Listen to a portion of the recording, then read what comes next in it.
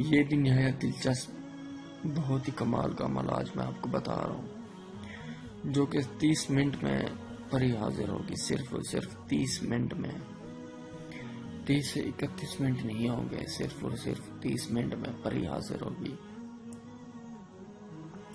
आपने बाएं हाथ की हथेली पे ये बनाना है, ऐसे नक्श बनाना है। बिल्कुल बहुत ही आसान है, इतना मुश्किल नहीं है नक्श बनाना दोस्तों।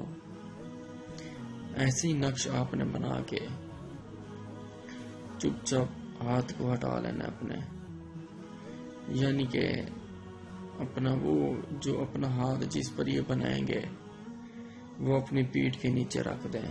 यानी कि आप तो सोए पड़े होंगे भाई, नीचे हो आपका हाथ दोस्तों। फिर आपने सिर्फ और सिर्फ ये 12 बार पढ़ना है, बस सिर्फ और सिर्फ 12 बार।